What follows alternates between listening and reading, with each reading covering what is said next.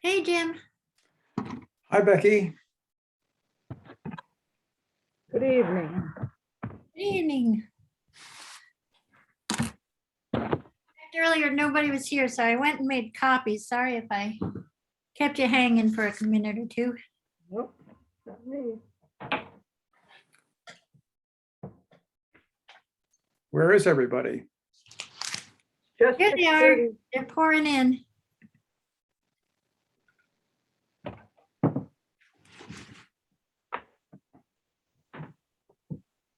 Hi, Jim. Good evening. How you doing, Becky? Good. How are you? Doing well. Doing well. Hey. This is Bob, Hi, guys. 20. Susie, Jim. Hi. I think we only, George should be on as well as AJ. I think it, but we won't be seeing Melody tonight.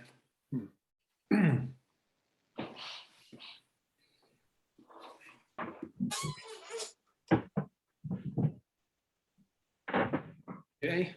How you doing, AJ? Okay. Hi, everyone. Hi. Hey, AJ. Hey, AJ.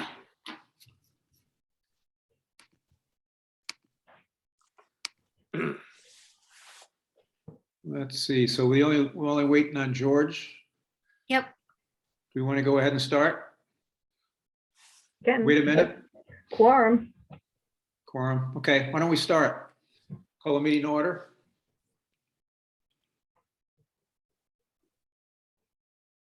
I think we have a pretty busy agenda tonight, so I don't want to push through. We'll start with minutes Mhm. from our last meeting, from our October 20 meeting. Yes, I have a change I'd like to make. Excuse me. AJ, Yep, go ahead. okay, this is 5B. 5B. Okay. Could you delete everything after the word includes and substitute this instead? Sorry. Okay. Yep. Go ahead. I'm ready.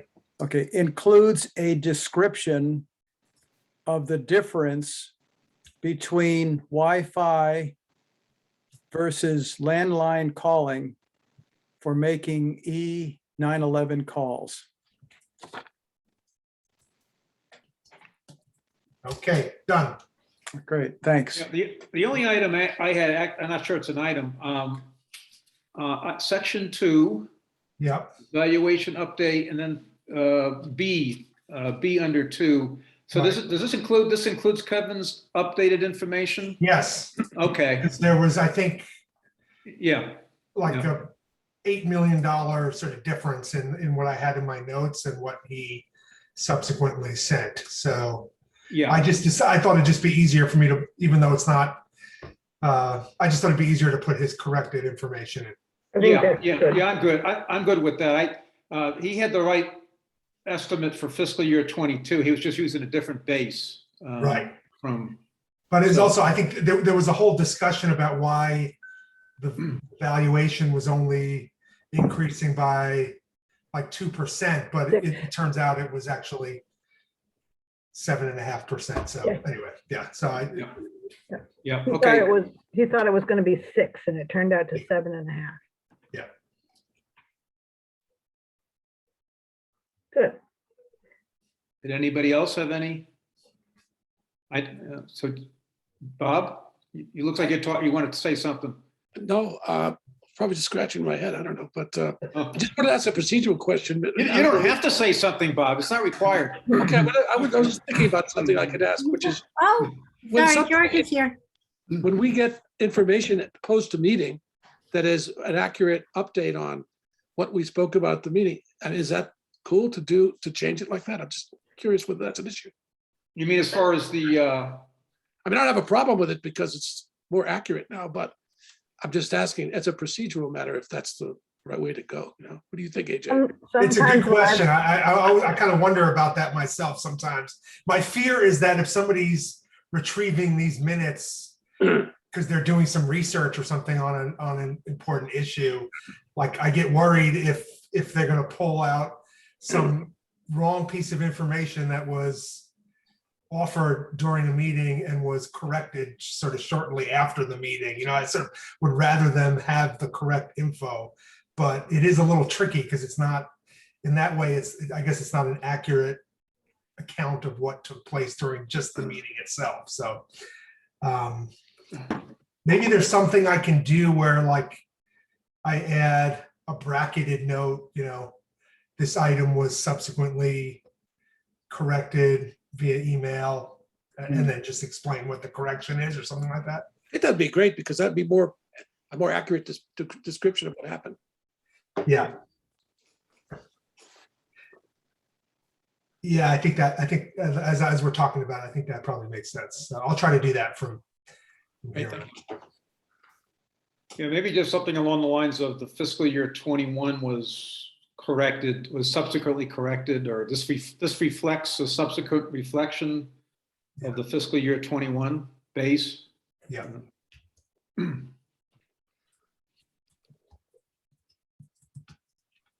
So yeah, I guess what I was concerned is the fiscal year 21 it's not it's factual. We have a fiscal year 21. There's no, you know, Yeah. there's only one real number, and we originally had Kevin presented something that was just, he was looking at something wrong, and then he subsequently corrected it to reflect the right number. Susie, you had your hand. Yeah, when I've done minutes before, if there's a correction that happens immediately, I just put a bracket around it and say, number corrected by, well, so and so, and then give the correct in a bracket. Yeah. George, we're just going through the minutes from last meeting. So we're all, I think we covered all our changes, which is just Yeah, I have no two. changes. Okay. It looked good to me. Okay. So I make a motion to approve the minutes as amended. Second, Okay. Arvanitis, aye. Groves, aye. Hemingway, aye. Cashew, aye. Mosier, aye. Walton, aye.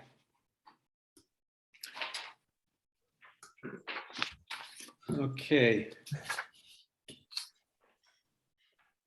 ARPA and CARES funding updates. We talked a little bit about this at our last meeting, and Becky thought we thought you might have maybe some updates that you might be able to share with us. I don't have much. We've closed out the CARES Act, the original grant from 2020, 2021 was closed out last, I think on the 29th. So it's not officially closed out, but it was the final day to expend any funds from the account. And so prior to that, went through all the funding that had happened to date and put all the stuff that has happened since July 1st into the CARES system.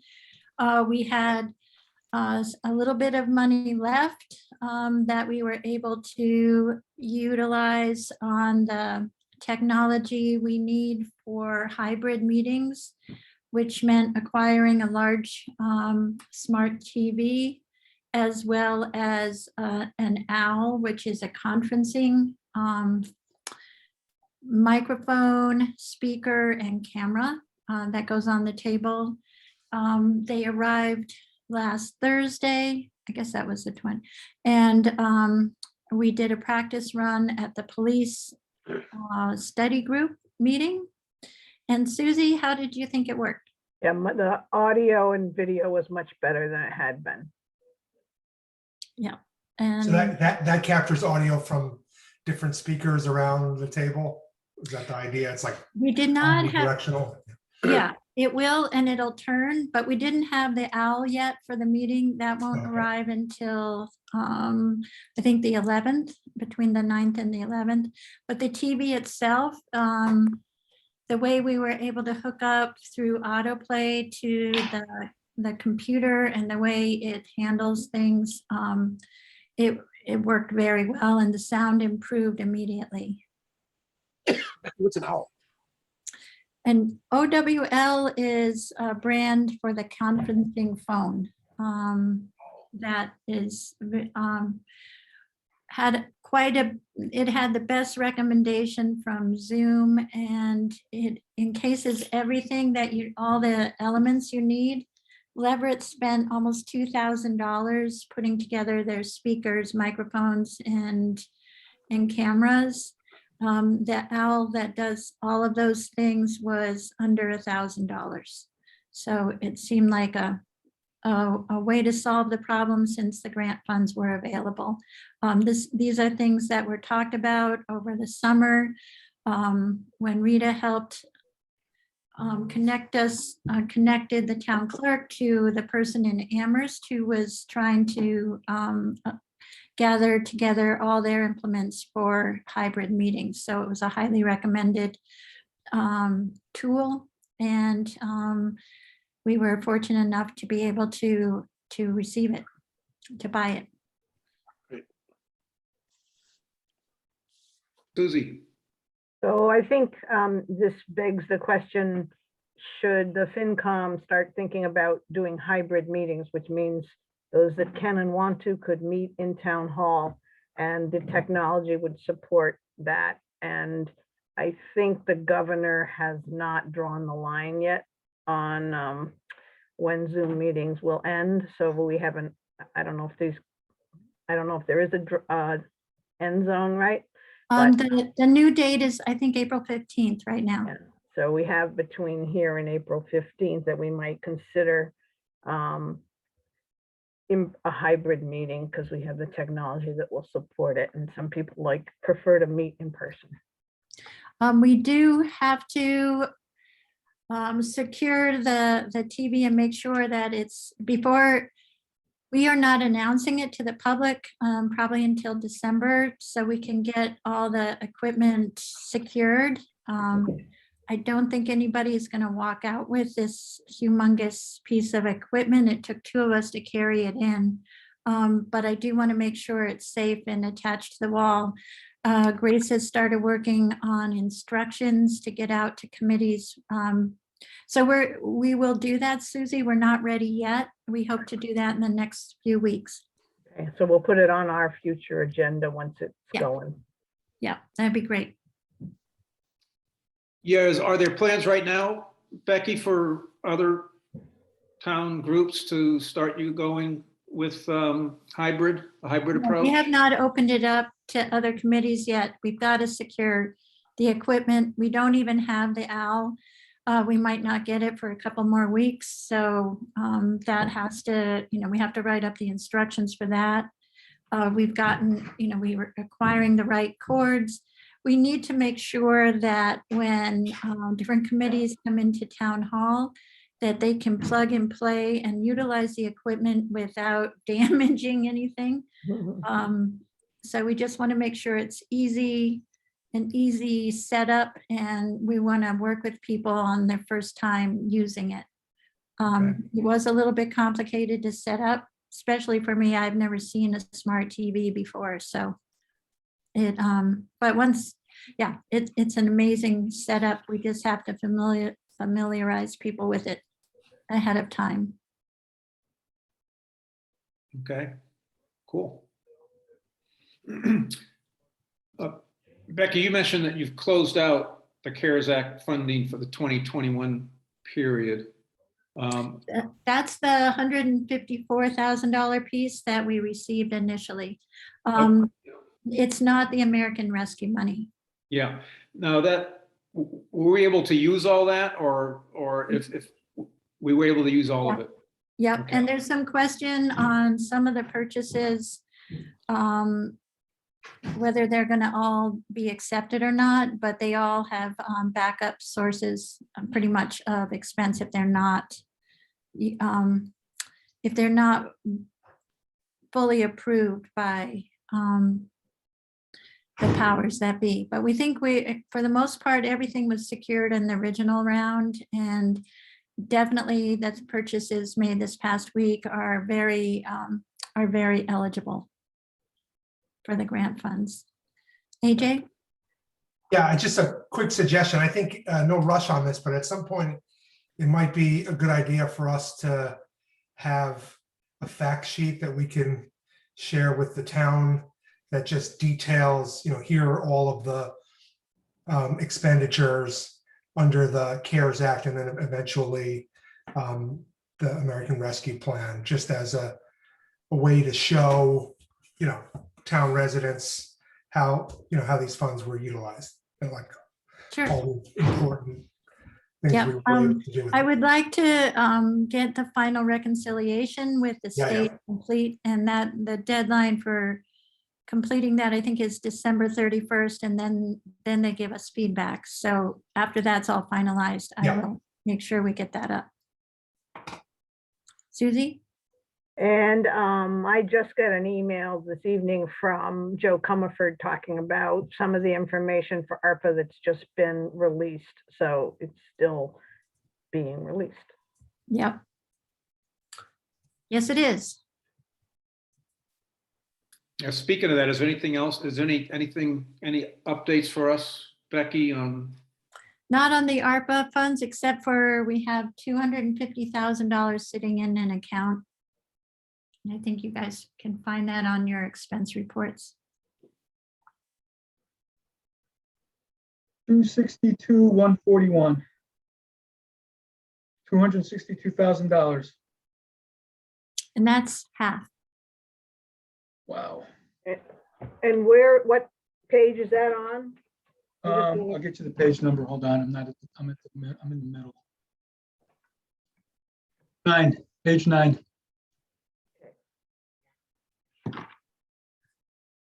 It's towards the bottom. It's account 820, ending in 820. Yep. Okay. And that's half of it. Woohoo!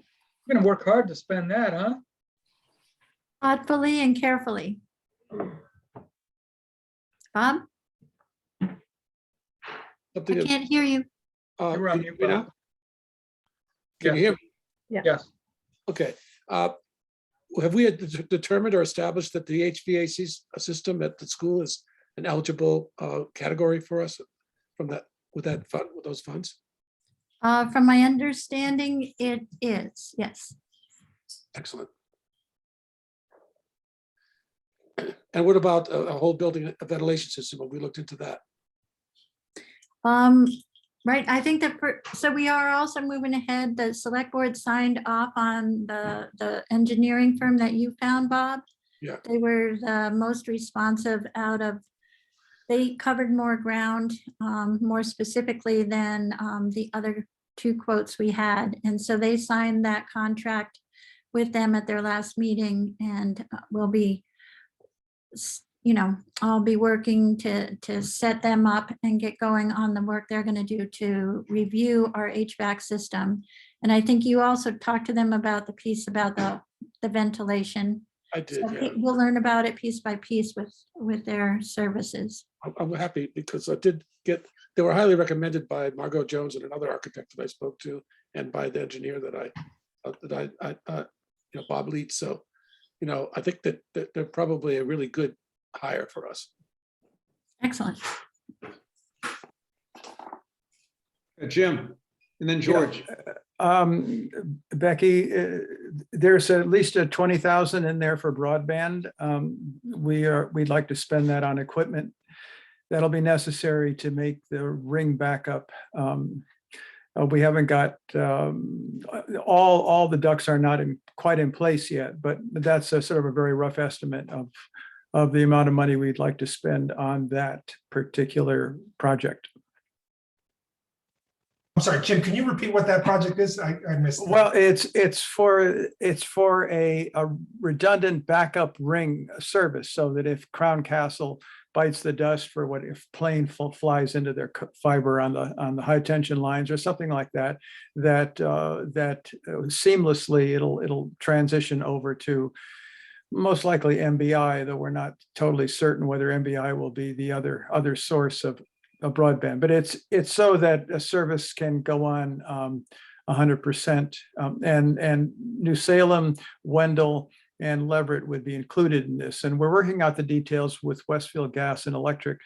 They're the ones that have put forward the proposal, but they haven't come up with the final details yet. So, but it is hard. It's broadband money, and it seems to me the broadband money is a pretty easy entry into all of this. There's a lot of support for it, if I'm at least from what I've read.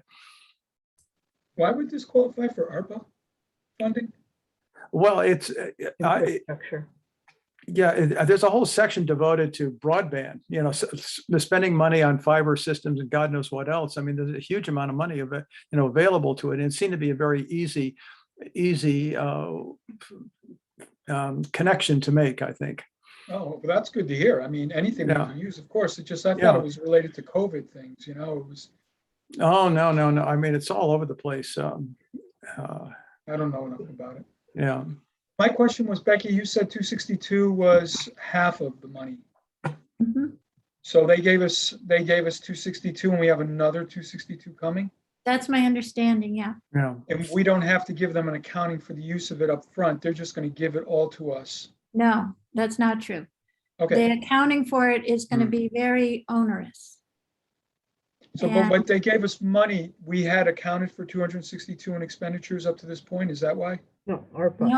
No, we ARPA. haven't spent a dime on the American Rescue money. In Here's- part because their rules are still changing about how to account for it and what you can use it for. So we're going to proceed carefully. We do have a couple of years, 2 or 3 years. I think I've been talking to the select board that we need to prioritize the projects. Like I believe I mentioned before, the recommendations through STAM are that you do more larger projects and not, you don't buy markers and phones with it. You concentrate on larger projects that you are certain fully qualify. And so as we put together the list and get information through the engineering at the school, we'll figure out piece by piece what funds are available for what. But we're going to proceed carefully. So I remember that it was over 526,000 or something like that they were going to give us. So they gave us 262. They just flat out just sent us 262,000 now. Mhm. And they're not going to do another tranche until we give them accounting. I'm just surprised that they gave us money without us having submitted any plans or anything like that. It's based on the allocation that the town got. They did the same thing with the CARES money. We got half of the money first. We spent that and then it was reimbursable. Okay, so that's their policy. Okay. We still haven't gotten 100% of the CARES money. That's left to a final reconciliation. Got it. Okay, no, that's what I wanted to understand. Okay, that makes sense. Yeah. Thank you. Susie? And I do think the STAM recommendation makes a lot of sense. Towns are daunted by big projects, but the other part of that is big projects take a lot of administration. And I hope that there is some administration money in ARPA. And I wonder if STAM will come up with some kind of thinking about how to help the small town administrators administer large projects, because just the culvert was a good example about how hard it is to do it.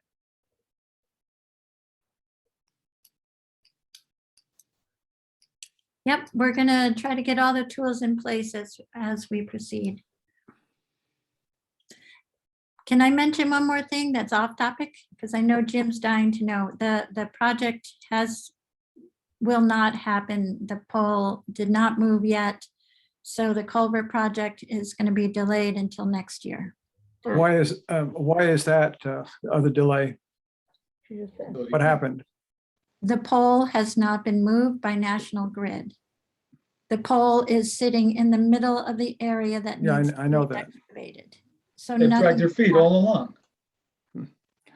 They still Well- haven't moved the pole, even though it was good. All the scheduling began 10 days ago, but it's still not scheduled. And they Um, can't, and they have to move it to next year for what reason?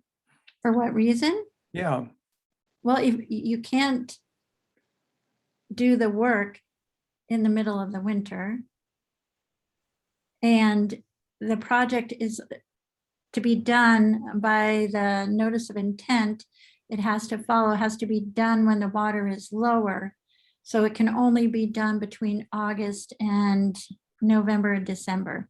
December, it's too cold. The project was going to take 6 to 8 weeks.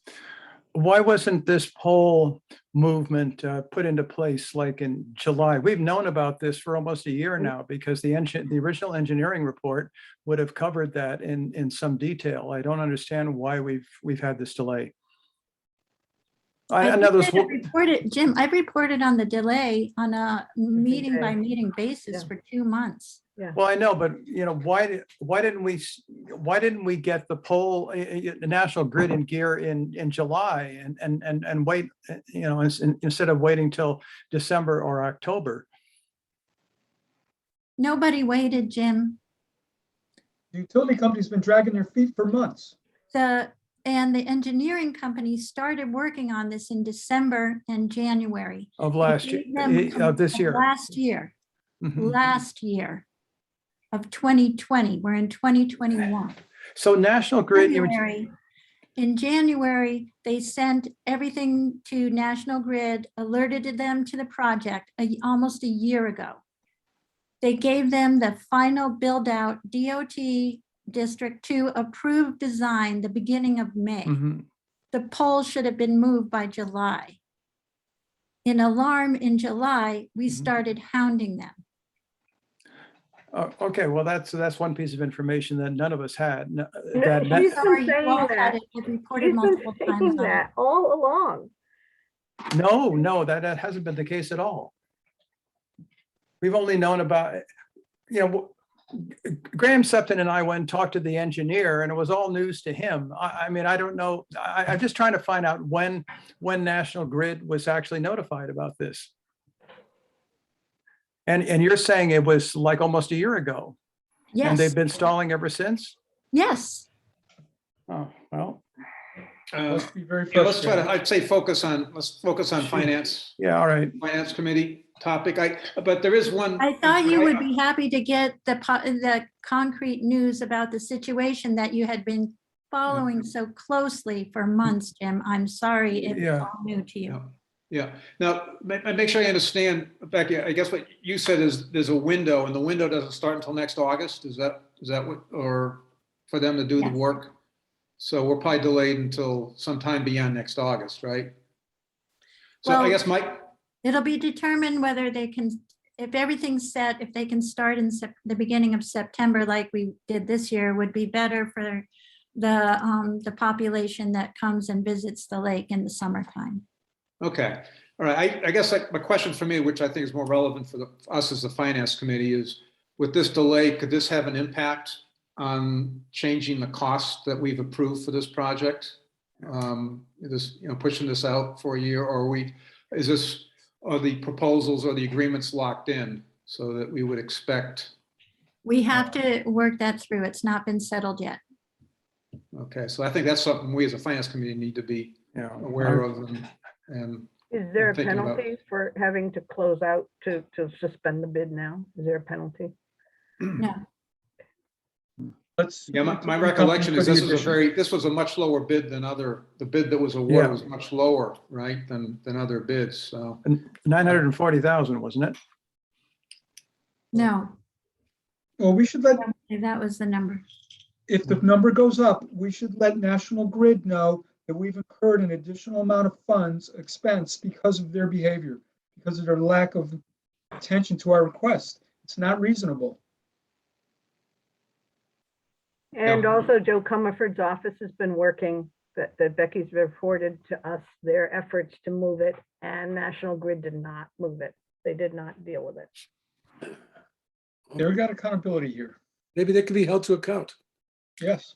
My discussions with the engineers and others, they've never been held to account. That's why they do what they do. And that's why the language in their contracts is very protective of them. And whenever, as Jim might recall, you can't change a National Grid contract. They do not accept changes in their contracts. And they are very well protected. We'll make a stink and we'll try to get something, but we probably, if all goes well, there will not be an increase in the price. That's for sure. If it all goes well, If all goes well, yeah. And that's also tough on the contractor who lined Yeah. themselves up for this. It's not, Oh, I agree. you know, if they end up charging more, you could see why. They lost this job this season. I hope that National They may have Grid, turned down other work. You know, who knows? Yeah. and I Well, hope we know National Grid moves the They pole. manage their other projects that they had a number of projects that had been flooded out and other things had delayed them. So they were able to keep going as the flooding stopped, and they were backlogged on other things that they kept them busy through this time period, even without. Becky, well, aren't they rather committed to us because haven't they already created all these precast forms that are going to be dropped in specifically? So, I mean, what are they Yep. going to do if they, you know, they can't sort of go off and use them someplace else? They're specifically for the culvert. So that would at least indicate to me that they are still very much committed. Now, whether they'll be committed at the same price or not is another question. And that's, I And I think, what. don't think it's worth our speculating about it. No, at this No, point. I agree. Now I we agree, should move but on. yeah. one question, can we consider expanding the MLP into electricity? There you go. There we If you're go. talking yeah. about the AMP project, let's not go there. Yeah, yeah. Well, thanks, Becky, for They giving us gotta the come and take update. their signs down. No, the signs are staying. They're gonna cover them up. Okay. They're gonna stay for a year. All those signs. Really? They're dedicated to the, to the detour. Yeah. Okay. Well, that was a lot of work for you, and it's sad that this is the result. It's horrible. It's a Yeah. ripple effect. Yeah. Okay, can we move on? Next agenda topic. Fire Department, future committee. On this topic, so we've got, Becky, I don't know, do you want to? Sure. Set this- So as you guys are all aware, Walter Tibbetts has put in his resignation effective June 30 of 2022. So the select board would like a representative from the finance committee to participate in a group to review the possible future structure of our fire department.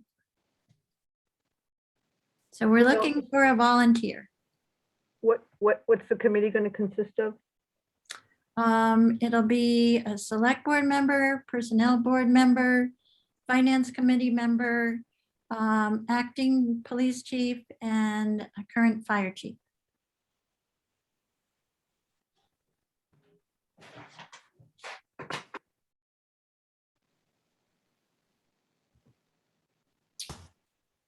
AJ, it looks like you really want to do this. I mean, if there's absolutely nobody else, I guess. Yeah, well, I would say, I mean, I Else is have, staring at their toes. Jim? yeah, I'm just gonna say, I mean, everyone on the committee's involved with at least Yeah. one other role, either on representing us on some of these other boards or committees or whatever.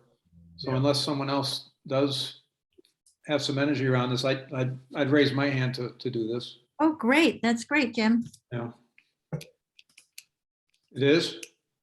Thanks, Jim. It is You didn't good. even Thank have you. to break any arms to get somebody. I don't know, maybe me and AJ have to go at it a little bit. Straws. And what exactly will this little committee do? The future, discuss, I don't understand exactly what you're asking for. Our Becky. current model for the fire department is based upon one person being full-time and basically doing 90% of what gets done at the fire department. And then with, surrounded by firefighter that get paid for training and get paid for response. I think very few departments around us have this model. I think because of Walter, there are now 2 other towns in Franklin County that have a full-time fire chief, maybe 3 of the smaller towns. So we need to evaluate whether this model is has enough legs to it to keep going, and if so, we have to figure out if it's a really valid concept to find somebody that would do all the things Walter has been doing, or if we should be redefining how all those things get done at the police department. George? You're on mute, George. No. I'm not a mute. You can't hear There me? you go. Can hear you now. Hear you. I was probably talking too soft. I'm sorry. At the end of town meeting last year, when we were putting tables away, Walter cornered me. I think I said something to him about retiring. Like, congratulations, that's great. He says, yeah, I don't know what you guys are going to do. You're going to have to think about how much money it's going to cost you because of all the things I do. So just to caution you, Jim, in this meeting, Walter is definitely going to be talking about the importance of keeping a fire chief, and also going to be talking about all the little things that the fire chief does. Just to Oh, yeah. give you a little heads up.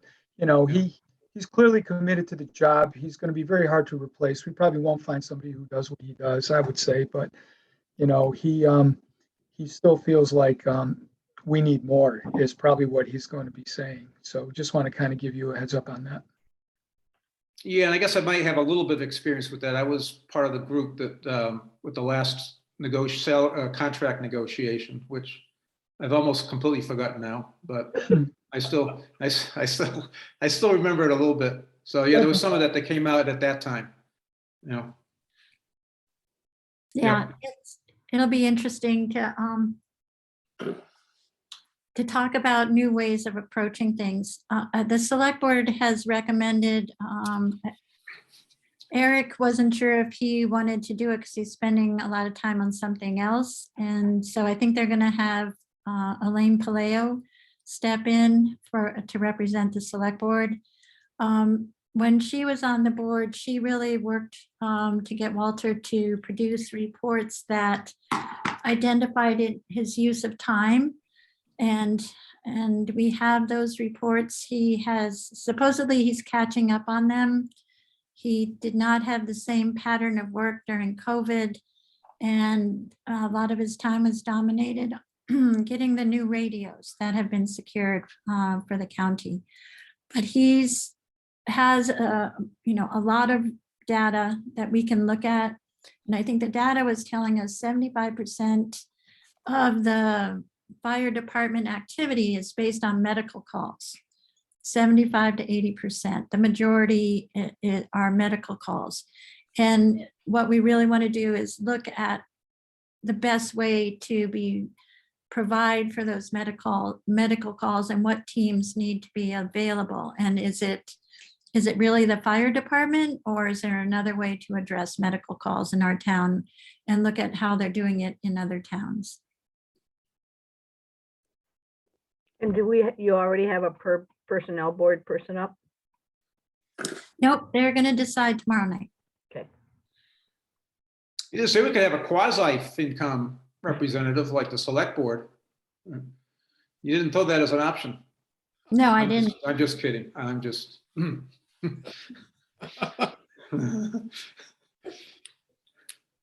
that sounds very rational, Becky. That's good. Yeah. Yeah. And, What's the timing? Any timing on this, Becky, or when they looking to get this going? well, we need to have it done before the budget is final, because, I mean, we've got so in the next 2 or 3 months. The other reason it's so small, the committee is smaller, is because the police study committee is just out of control. It's too big and it's taking forever, and it's really difficult. That has some more, yeah, Polarizing, they're trying to do a lot of different things. it's a hot topic right now. Look at Minneapolis yesterday. The city voted against replacing the police department. It's just a hot topic across the nation. Yeah. Yeah, Yeah, what you just said makes sense, that we want to try to wrap this up during the budget to coincide with the budget process, which means it really has to kick off pretty soon. Yep. Very soon, yeah. potentially even next week. Who's taking the lead on bringing this together? I'm the ex officio member of the committee, so I'll Okay, try to get meetings scheduled and get things going just to start, and then hopefully someone else will do that. okay. Thanks, Jim. Yeah, well, thank you all. You all have a number of different roles, so seems appropriate. All right. Anything else with that one, Becky? Nope, With that hopefully a committee? lot to come. Yeah. Okay. School choice funding. We talked at our last meeting that we wanted to put this on the agenda. We wanted to take a look at Jackie's letter, and then we also have her proposed what they proposed as far as how to spend for this fiscal year out of the school choice funding. So I think we all have these documents. Bob also made us aware today of the minutes of his and Susie's meetings. I think we've talked as a committee, we've talked about those meetings, and we came up with an outcome with a letter that we all agreed to, right? That went from us to the school committee, Mhm. right? Yep. So I guess you're just teeing this up as a start. That's where we are. Well, we had a response to that letter from the principal, right? No, that letter went to the region, not to the school. Oh, I thought we were talking about school choice funds. Oh, The we letter- did, right, the school choice letter went. Yeah, we had a letter that went to the school committee. Right. And the principal and Bruce and superintendent. And Becky, a few weeks ago, and then I asked for it again today, Bob forwarded what the letter, the email, whatever it was, from Jackie with her recommendations, right? With their recommendations for how to use those funds. Yeah. 140,000 for FY22. Oh, can I say something? Yeah, Bob. Yeah, I just want to review my recollection of what happened on the school choice subcommittee that Susie and I participated in. And at the end of that, we had, which we presented our findings, I think, to the finance committee, and we had a disagreement about the general idea or general interpretation of what shouldn't be done. I never saw a copy of the letter that we did send to the school committee and so forth. I did see the minutes of our last meeting where we addressed that issue, but I never did see the actual document that was sent along. However, I just want to reiterate, if I may briefly, that the disagreement between me and Susie was this, I think. Susie can say if it's not accurate. I believe that the school choice money should support the budget of the school. It's been pointed out to me, and I understand, and I agree with the fact that we don't write the budget for the school. We review their budget request. We don't get into the weeds or the details of the budget. We support the budget. We have recommended to the school and to other departments that we have what I guess we're calling a level services budget, which means we accept raises as part of that budget, but the services will be level. That's our recommendation. That's our guidance to the school and the other departments.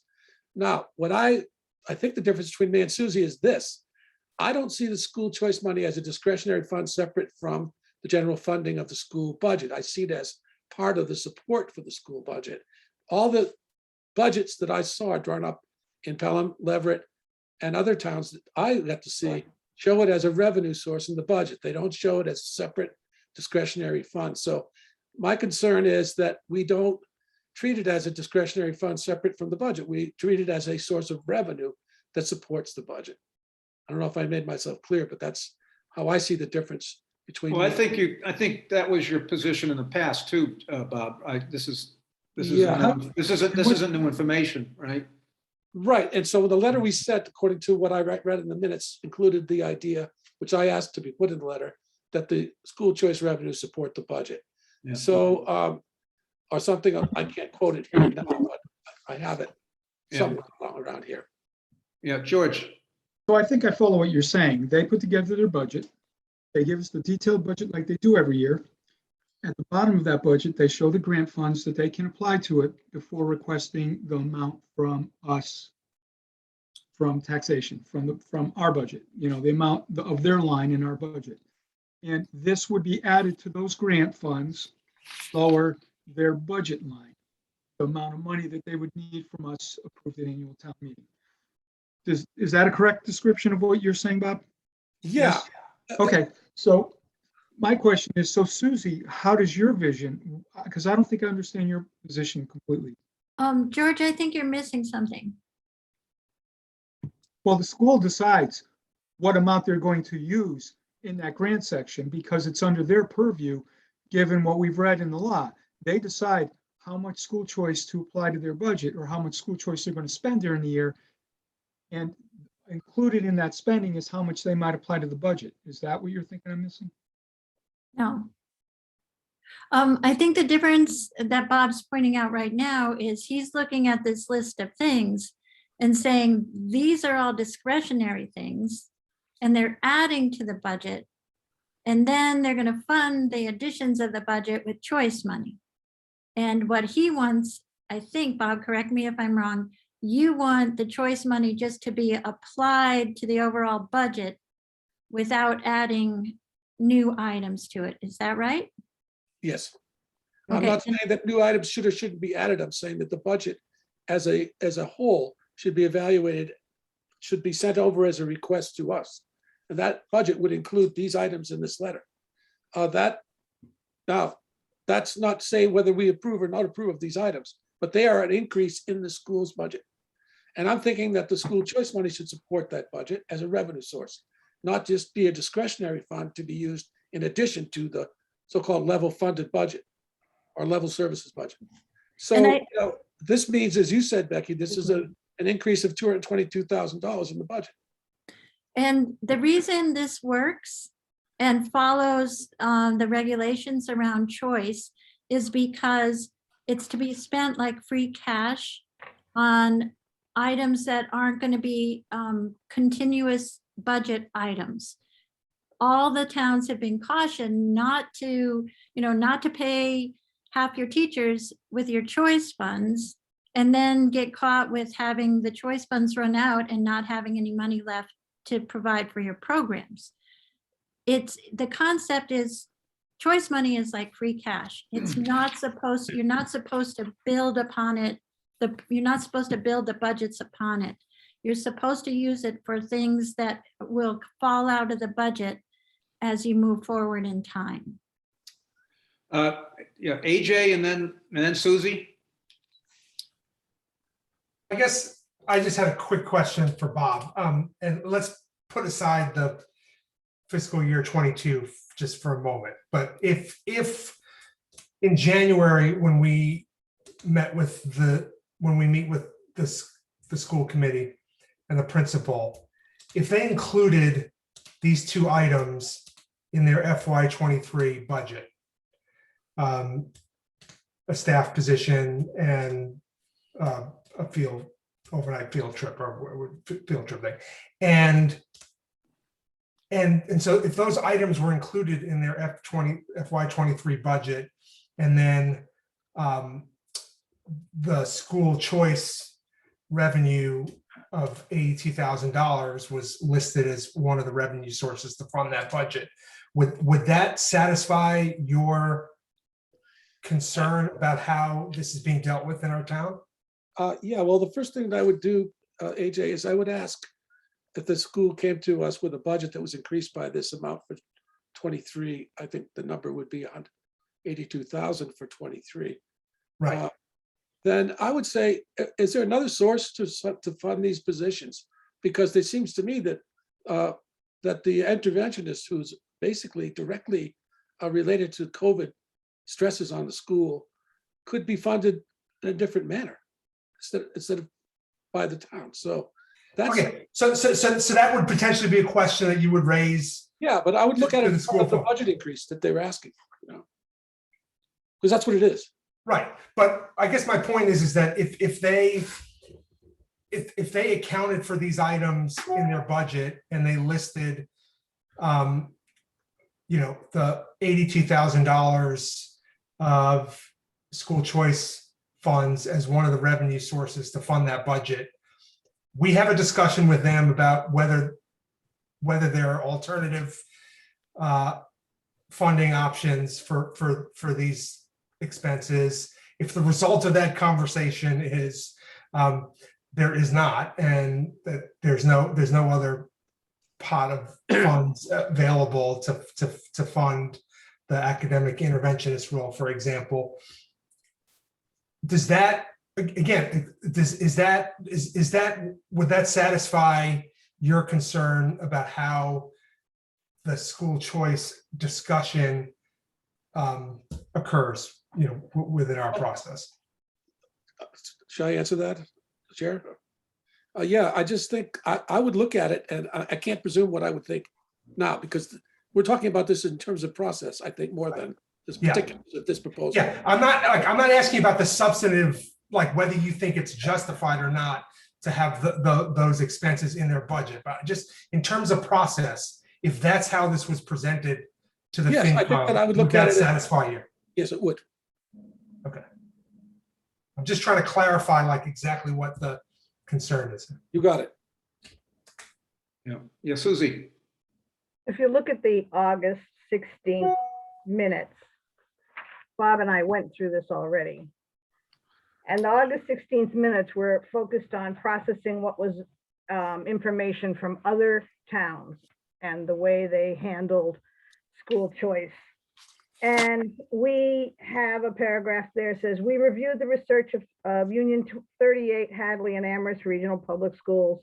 These policies are all similar in that choice funds are used either for specific allowable projects, for staffing costs, or school committee appropriates school choice funding into their spending plan at the level of revenue received in the previous years. Those are models that they were out there.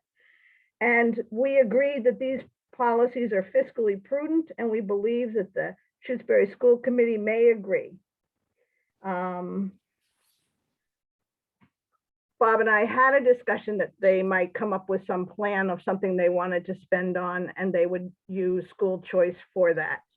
And that reflects that the initiative comes from the school reading its needs and seeing that they have school choice funding. And if it's an allowable project by the school funding, school choice funding definition that the state has in terms of allowable projects, then they can do it. And that's their prerogative. And we agreed on this. And then Jackie comes up with the proposal that reflects a principal looking at her school and deciding what's needed. And they have school choice money to fund it. And that's the process. George. So I just want to go back to, you know, what AJ was saying. So in that process, with those items that she identified have to be added to the budget that they proposed to us and then shown as grants. So this all follows the normal process that we've always followed. We will sit down with them in January. We'll look at the budget, in particular, the differences from year to year, and we'll talk about those items.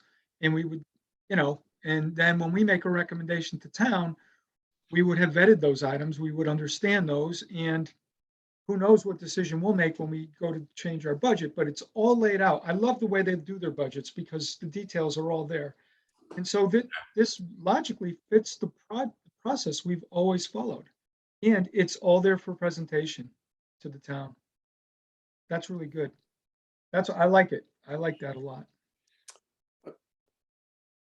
I'm done. Bob, I'll say one thing, last thing briefly, or maybe two. I didn't attend the meeting last week of the MMA, but I watched the film, which was very interesting. The two lawyers that were on there presenting last week's session. And they made some really interesting points. It was, you can't nail any of this down because there's so much discretion for each finance committee under the law for the way that we behave and the way we do the budgeting process. There's a tremendous amount of personal interpretation and within, of course, broad sort of legal outlines. But in the case of the finance committee being more activist, being more generally interested in town finances and all the different directions and implications, such as one of the lawyers pointed out, contract negotiations, which we're not directly involved in as a committee, but we have an interest in them. So we can set parameters and give guidance for those contract negotiations. For example, as far as the school choice goes, Bonnie, it's not like we don't build the school budget. They build the school budget. We don't tell them how to recommend how they're going to spend their money. We just review it and we scrutinize it. And and that's our job, is to review it. So again, as long as it follows that process, as you said, George, it's business as usual. And so, it's not adversarial to say that. It's just simply our job to review these things. okay, we did talk earlier about looking at the letter from Jackie. Has everybody had a chance to take a look at that? Jim, is the letter something other than the chart that shows the specific expenditures that they're planning? Is that, That's all I received. That's all okay, it is, really, yeah. Yeah, essentially, it was an email from her, wasn't it? If Right, yeah, that's my request. I wasn't sure if there was some other, when you Yeah, a letter. if there was No other something other than narrative. that. She may have provided the narrative in her school report. Steve just forwarded this piece to us because he knew FinCom was interested. Great. Well, Yeah, I'm just looking at it again here. We've had a chance to look at Jackie's letter. We've looked at her current proposal for use of funds. Excuse me. Do we have any questions, concerns, issues with either of these at this point? We got hands up.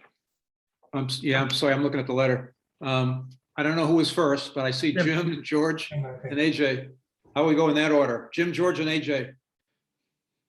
Well, as for specific items, well, first of all, if these five items, if they were not in the school, I'll forget that line of approach. I have a question about the fifth one. This is off the point, I think, perhaps, but the nature classroom is that seems just like a sort of an optional thing that the school has come up with. Has anybody thought about, whether, Morse Hill, the folks just up the road from me here who do exactly the same kind of thing, why don't we go to them instead of, is there some reason why not? Well, I think that's really the school committee. The Yeah. people that run the school, that's really their role to decide what the best way to, I think, bring these programs forward. It's really not the finance committee to Well, I decide. know, to tell I know, them. but there I were can quite. tell you that historically, they've done that every year. I don't know if it might be that the difference is that they now have a school day program that they've had since COVID Mhm. started. So they might not be available Yeah. All right. for these kinds of trips. It's possible. And I think George and AJ were up, and then Susie. So my question is, so the principal sends us, here's my list that you requested, totals 222,000. But, and this is really, I think, directed more towards Susie as a representative to the SES. We asked them for their policy. How are they going to decide year to year what they need? This is a list. This clearly gives some indication of how they're thinking and obviously what they want. But I was curious to know if they were going to have some sort of a policy, or, you know, maybe I'm asking for something that's a little too formal.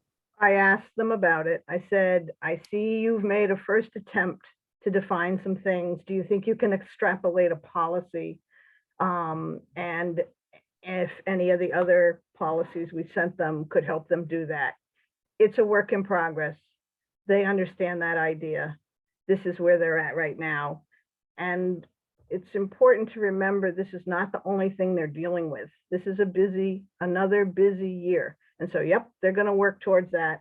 This is a starting point. Okay, thanks. Yeah, just to that point, we did talk about what we put together as a letter, and we put a lot of, you know, between George and, Bob and Susie working together for a number of meetings, and then crafting a final letter or document. Do we have that final document? And Yeah. Yeah, I'd like to see it sometime.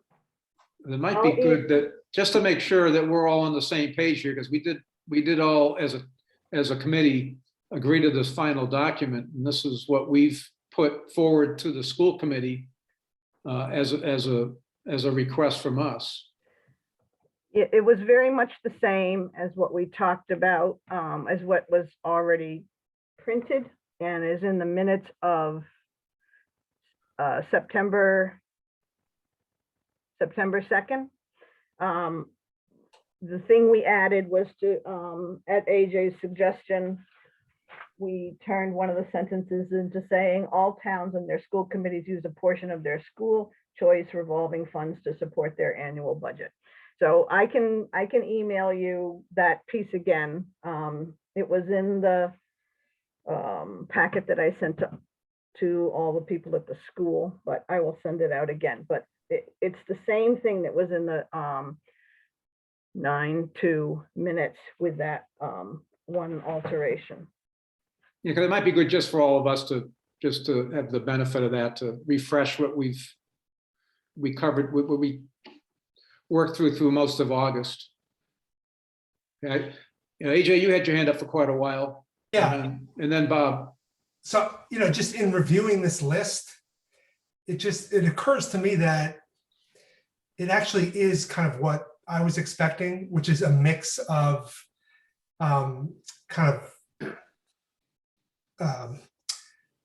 mix of specific supports that kind of flow from the pandemic and kind of what our students have had to deal with for, you know, having a year of remote schooling, and the kinds of budget items that we would typically see in the school budget in any given year, right? I mean, if you look at the first and third items on Jackie's chart for FY22, those are roles that it sounds to me like we're kind of potentially legally mandated to provide at the school, you know, and so those are the kinds of budget lines we would expect to see in, you know, in the school's budget in any year, right? You know, we've got, for fiscal year 23, we've got a specific, you know, field trip, you know, that the school wants to do. That's the kind of activity that schools do every year, and you know, that our school does every year. And so this list does strike me as kind of a mix of items that we would have seen in a typical school, you know, elementary school budget, whether we had school choice funds or not, and as well as an opportunity to provide targeted interventions that are short-term and specifically addressing some of the challenges that the school and our students have faced over the, this unprecedented, pandemic crisis. So to me, this is like kind of what I was expecting to get from the school after the discussion that was prompted by, what Susie and Bob worked on and shared with the school. Yeah, Bob. Yeah, I just want to say, number one, we did write a letter, and I'd like to get a copy of that letter to see I what just sent it. but thank you, Susie. And And why don't also- we, maybe it'd be good for us to put it up just so we can all look at it. I can, Take time. Let's about finish this. I think it's notable that we did not get a response. We did not get a response. That note that Jackie provided to Becky and Becky forwarded to us was not directed to us. We were not addressees. So that's kind of a notable thing. I mean, we didn't get a response. That's Just said number you're still number working on it. two. I would say that in terms of FY22, that money was never approved by us, or not part of the budget. So that kind of violates the understanding that we're generating here. This was money that was spent without being part of the budget for FY22, unless I'm mistaken.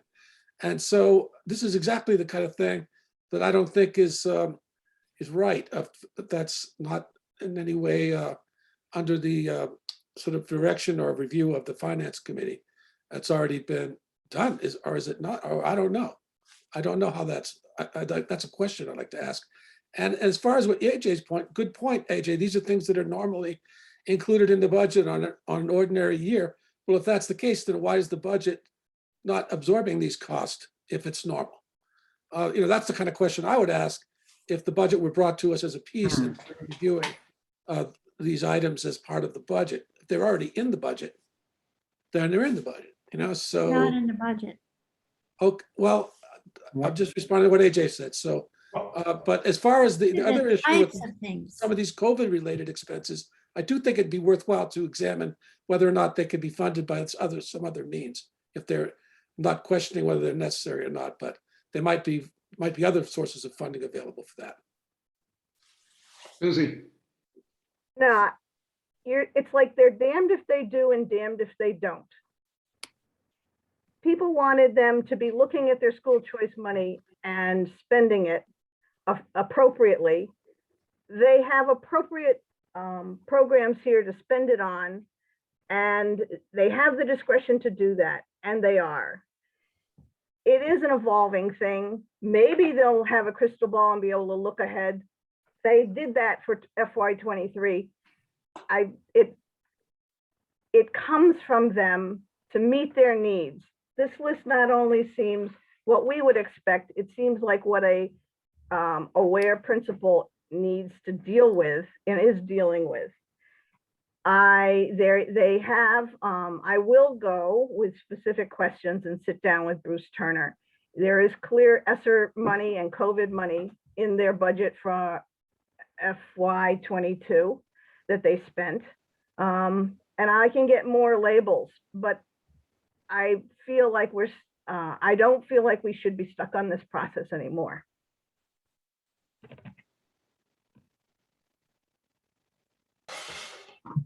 I gotta say, I'm confused too, Bob. Like, I feel like you've done a real positive service here. You've been advocating for, a couple of years now for the school and the school committee to come up with a rational plan for how to utilize these funds. We've been pushing them to do that with a kind of your guidance. And they've done it. They're doing exactly what we've been asking them to do. And I think you and Susie deserve some credit for them having made this step. And so I'm just confused about why we shouldn't be looking at this as kind of a positive step for how the school and the school committee is kind of doing its work.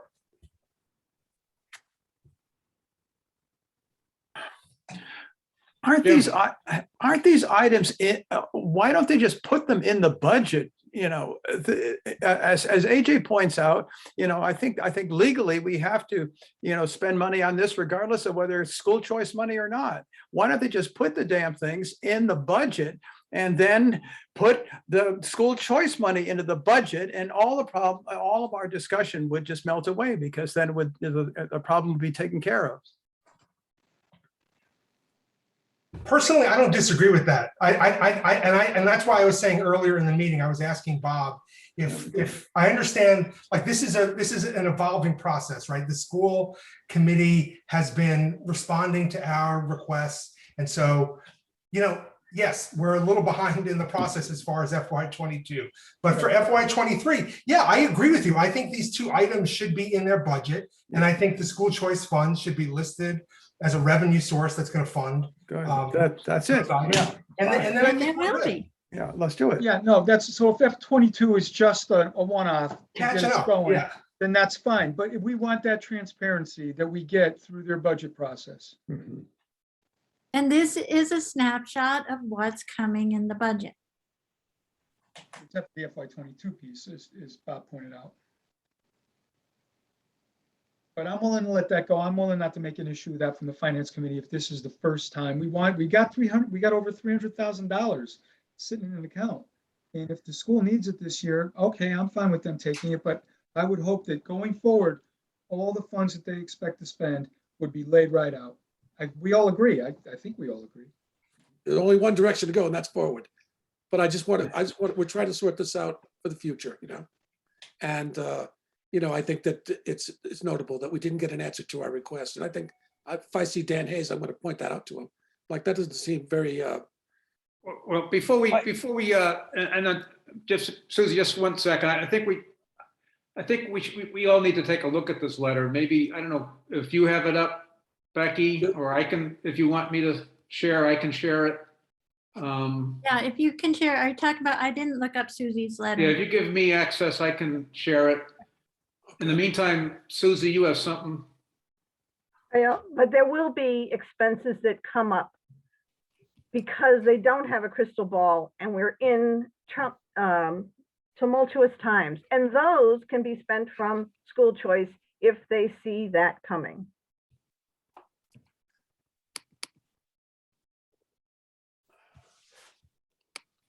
Am I sharing the right document? I can't quite tell. Yes. Yeah. Okay. Can everybody see it okay? Mhm. Can I just want, first, before we go too far, I just want to make sure we all have the same understanding of what we've communicated to the school committee and what we've asked for. And, I guess the way I read this is I don't see any issues from the perspective of the school committee. I really don't see an issue here.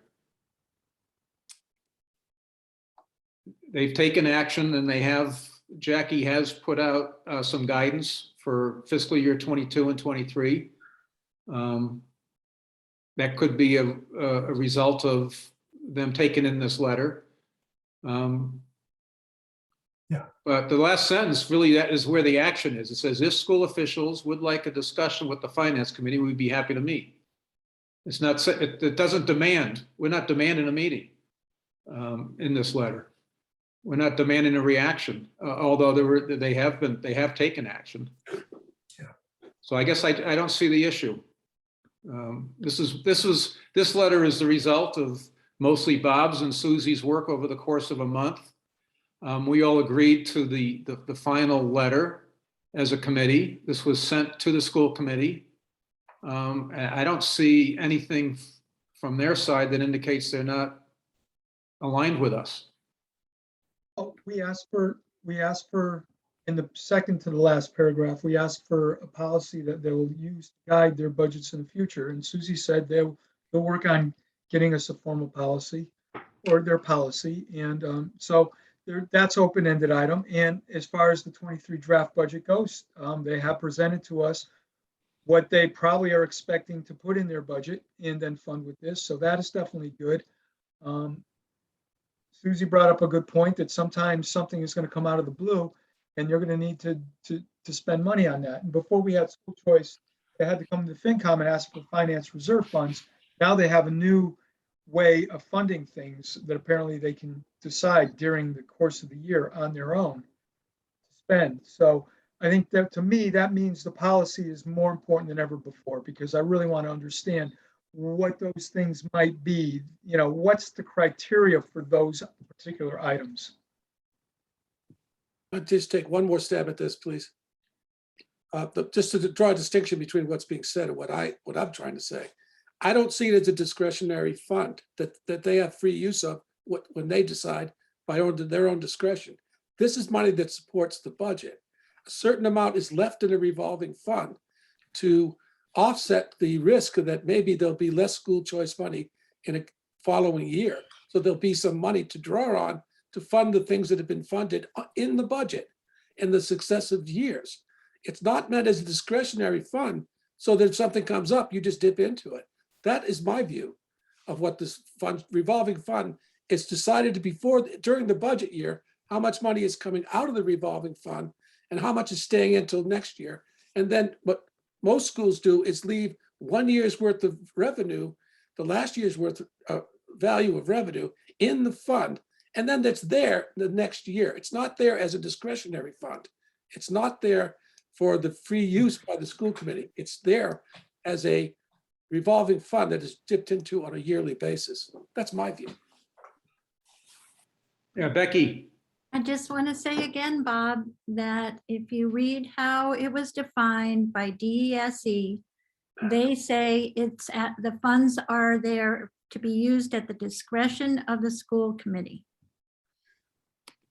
They proposed, I forget, I don't have it in front of me, I think it's $140,000 worth of items to be spent in FY22. Are they able to spend those funds without the approval of a town meeting on those 3 items? Can they do that right now by a school committee vote and be able to disperse those funds? Yes or no? I believe they can. Because they're not in the budget, so we know they're not going to be able to take it out of their budget lines. They'll overdraft their budget. My point is, Bob, if they can do that, then it doesn't matter what any of us thinks. The fact of the matter is they can do it, and they will do it, and there's nothing we can do to stop them. I mean, sitting from here, watching that right now, that's what I'm seeing. We can sit here and have as many subcommittees as we want. We can debate this till the cows come home, but the fact of the matter is, if they can go out there and get it approved, approve it in a meeting and get the money spent, we have no say.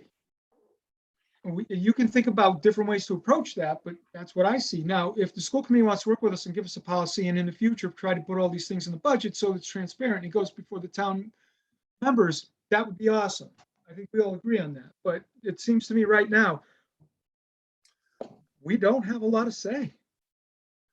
Well, If they're that's able a to very spend good the money. question, George. You really do. And I'm going to look into that because I don't think that question has been raised as well and as explicitly as you just raised it. Well, it seems to me if the treasurer and the accountant are able to write the warrants and disperse the funds, there's a legal basis for them doing that. Well, not necessarily. It could be a mistake. You know, we don't know. Well, and I have raised that question with the accountant because I think the issue about salaries having to be approved and then the funding source identified. I know Susie believes they can do it. I am uncertain, and I have emailed our accountant to ask her that question that George just brought up. I think that's a good idea, Becky and George, but I'd also like to point out just because something can be done doesn't mean it's the right thing to do or that it should be done. And Bob, I think we're all in agreement that moving forward, for the purpose of transparency, it would be a good practice for the school budget to include for FY23 to include those 2 items. And you know, you can raise the question of, you know, are there alternative sources to fund any of those items, or whatever other questions, you know, committee members might have. You know, I think we're all pretty much on the same page that would be a good development. And I haven't seen anything in what the school committee has communicated to us that they disagree with that. So I don't think we have a problem there yet that you know that needs to be discussed. But Well, I think this to be continued. There's some things to be resolved, to be clarified here. Except for the fact that they do have discretion. Sorry, Bob. Well, yeah, Becky, but again, it's the school committee has absolute discretion in forming a budget. We don't form their budget and we don't tell them how to spend their money. We give them a lump sum of money for a budget. And then they can spend it by their own discretion through the year. That's the way it works. So that doesn't violate what I'm trying to say, doesn't contradict what I'm trying to say here. I'm saying that we have overall control over the budget and this school choice money should be funding the budget. We recommend to town meeting whether to support a budget or not. And so that's our role. And their role is to draw up the budget, to implement the budget and to run the school. That's something we don't mess with, but that's their discretion, as I agree. I understand that much, but I don't like the idea that there's a discretionary fund that's outside this process. And I'd like to get that clarified, my own mind. Susie, I'd like to end the discussion and get the answer to the question, can they spend money without it being approved as part of their town budget if I they second provide that the motion. funds? But I feel like we're done with this. I'm seconding Yeah. that motion. yeah. Yeah, Becky, so you're taking a step to get that question. Yeah. Get that I question want to answered. let you know that Gail is on vacation this week, so I won't have an answer till Monday, Okay, but I'll get it out as soon as I have it. Well, yeah, for our thank you next- very much. our next meeting. Okay.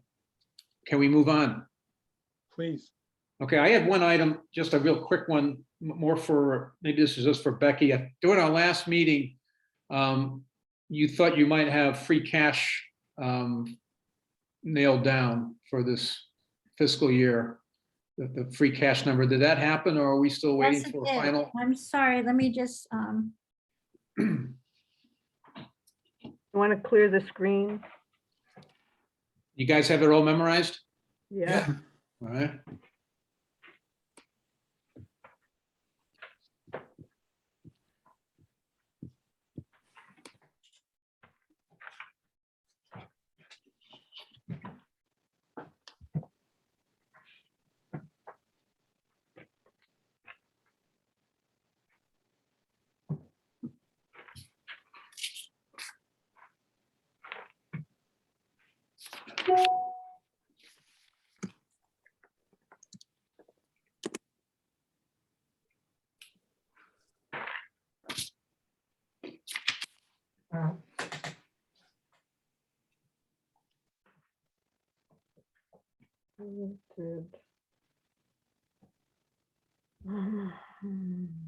Well, Becky's looking for that. I just just a question that we had some had interest in attending some of that seminar, that finance committee seminar. Is anybody here join some of those? Bob? Yeah, I watched the second session. I was really impressed. It was pretty damn good, very informative. There was a lawyer from the State Attorney General's office out of Worcester, and she was very articulate, and she was very filled with facts and interpretations. And then the second person was a town attorney from the town of Arlington, and it was kind of interesting because they really had different ways of understanding the law and the proper role of the FinCom, and it showed the kind of interpretive aspect of some of these things. One of the things that she, I can't remember, I think her name was Laura, but I can't recall her name offhand. She emphasized there's a lot of leeway for specific towns to work within the law, and they want to be, she encouraged finance committees to be activists. And I think that the other fellow encouraged them to stay in their lane. So it was kind of an interesting discussion because it gave you kind of the range of interpretation that available to any town, depending on how much work you want to do and how active you want to be. But I really recommend looking at that film. It's an hour. You get through the beginning and the end, you can cut away, and it's probably a good hour in there. It's pretty interesting. That's a good point. So we all, even though we weren't able to maybe attend the specific seminar, we can go back and have access to the recordings. Yeah, she sent us a link. She sent us a link, which I used on Sunday morning after breakfast, having coffee. Great. Yeah, And I so, use it today. yeah, and tomorrow's meeting, I'm not sure I'll be able to, well, I want to like, skip supper because I'm not going to really be participating in the meeting or asking questions.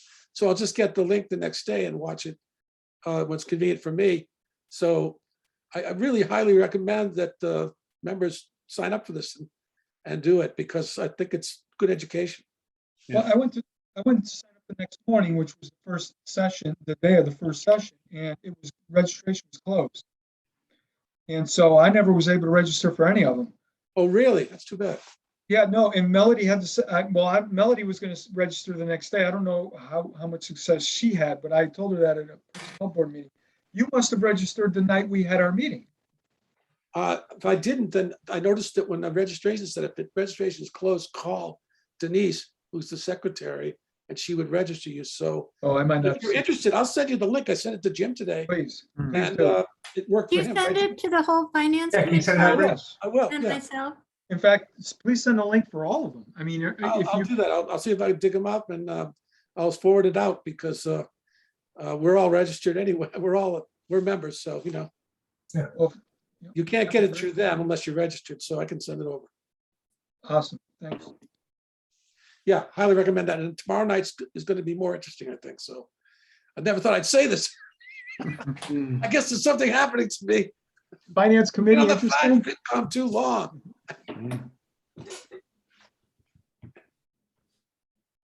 All right, Becky, Okay, so I Free cash? apologize. I thought you guys all got the free cash because the select board got it. But you hadn't. I forwarded it to you now. Free cash was certified for $1,173,772. Repeat, please.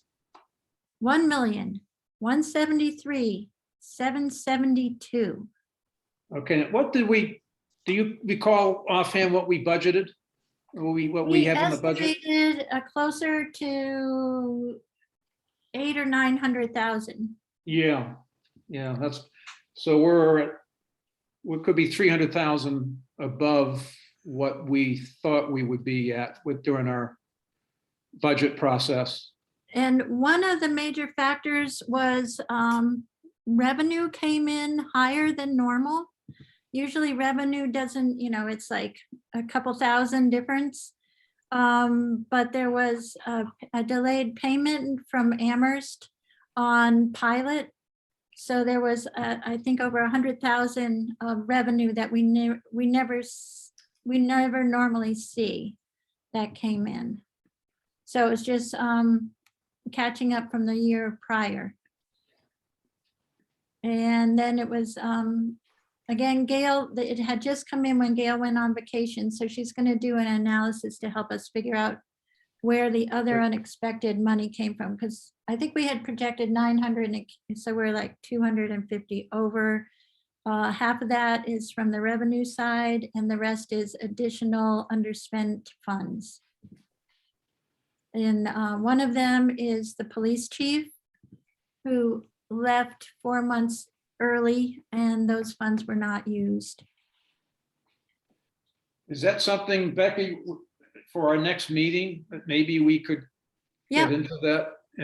into that discussion about the difference between where we ended up and as far as being certified and what we had originally came up with during the budget process? Yep. And then some of the big contributors to the difference.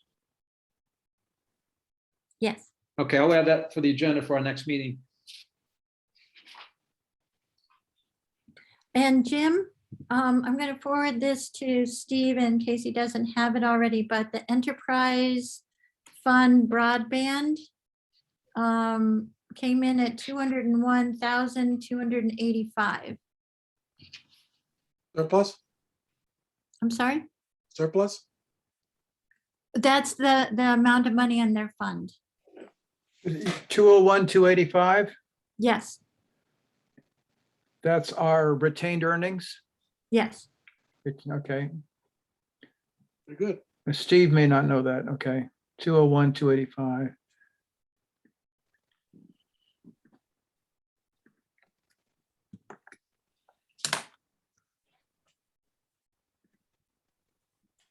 maybe we're in this sort of, this going down this line here. What about, has Kevin heard back? Has the state approved the assessed value for the town yet? Or is that still out later in November? Or we're expecting that?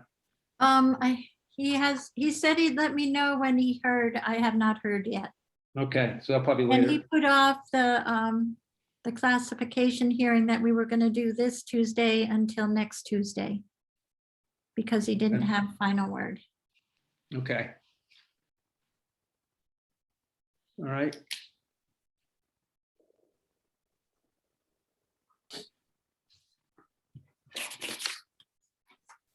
Okay, expense report. I think the most recent one we have says November 4th on the top. I don't want that. What's that? Nothing. We all should have that? Yep. I have a Expense report through November 4. I have a question on page 1, line 700. I know the conscom expenses are at 78% spent. And I I'm sorry, wondered, page 1? page 1, line 7, line 171.700, conscom expense. And we'd already made a transfer to it. A FinCom transfer. Yeah, and so I just wondered if that position settled out, are we gonna end up having to spend more because, I think you told us last time, gonna have to spend more because there's been overlap because the position hasn't been filled successfully. That's the expense line. It's not paying anyone. Oh, I'm sorry. Payroll. That's for the advertising, right? The 500 or what was that 500 for? again, That was Becky? for, that was for Miriam. Yeah, For Miriam to, get the appraisal. it- 'cause- Your butters appraisal. Yeah, to get through the ethics commission. that's what it was. Okay, I knew it was something. I couldn't remember. And we told them we wouldn't make them pay out of pocket. Right. Is it, where is the salaries for the land use clerk? Oh, here it is. It's On the top. 170, 111. 111. Yep. Yeah, well, it hasn't been, it's only been spent 18%. Okay, sorry. And the 3 chairs interviewed a land use candidate on Monday, and we have a second where they're gonna determine whether they're gonna recommend her tomorrow at a meeting. And if it all works out, there could be an appointment next Tuesday. So actually, I got to go back to my original question. Spending the 78%, were those mostly legal notices or will? No, it's screwing it up, Susie. The budget is really $1,164. Yeah. And okay, and they have spent, okay, so they've spent like 700-800 of that. Oh. We just, so it's less than 7, it's closer to, yeah, it's still more than 50%. I was just trying to figure out if what was, if it's going to make it to the end of the year. Have they gotten over some hurdles or are they going to continue to have something that pesters that budget? I don't know what they're doing with their expenses. They've had, I'll have to review it with them. They've had a number of, yeah, they don't pay for, they make their clients pay for all their legal notices. So that shouldn't be doing it, but they had to get paper and different pieces of equipment. But that didn't all come out. I'll look into that line, Susie. Okay, Because I know Tessa overspent it last year, that $1,100. And it looks like it's getting overspent again. So I'll have to ask them what's going on. I'll get a run from the accountant.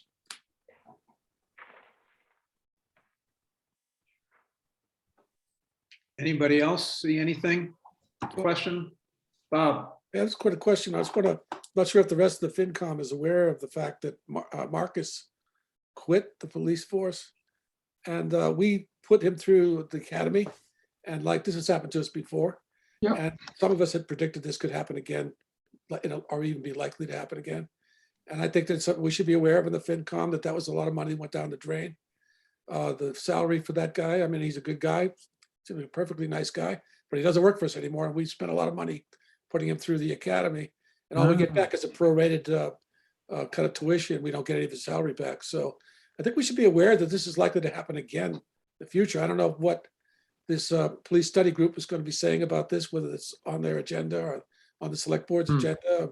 But I certainly think that we on the finance committee should be aware of this going forward.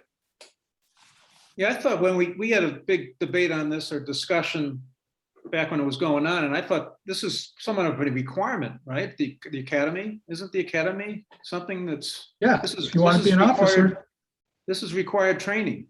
This is something Well, you want this is something you want your people to go through if they haven't been through.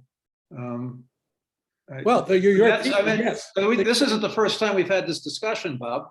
No. We've had this debate. And Well, we had the Um, debate, but we resolved it by saying that this is a good guy, he's going to stay with us for a long time and so forth. That there'd be a I don't high. remember that part, that he was I going to do. stay here for a long time.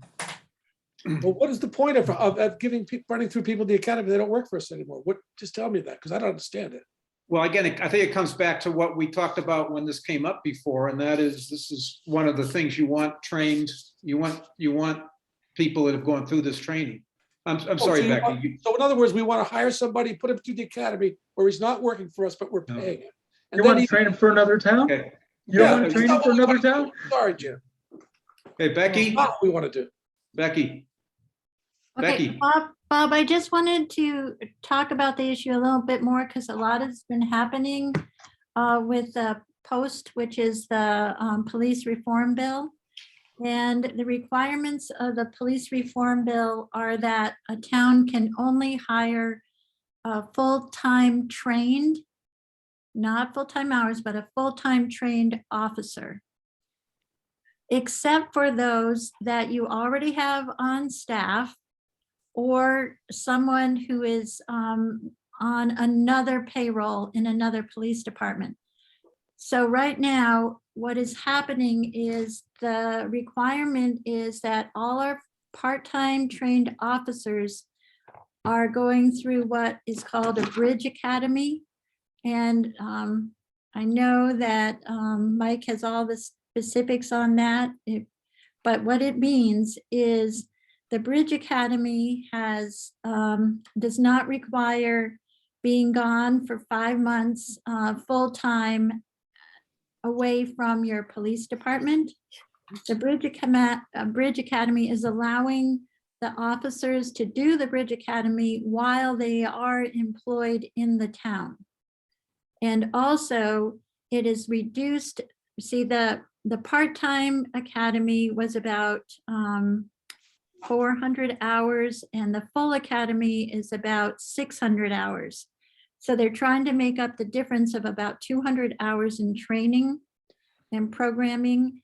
And they have finally structured the program so that Kristen started this month.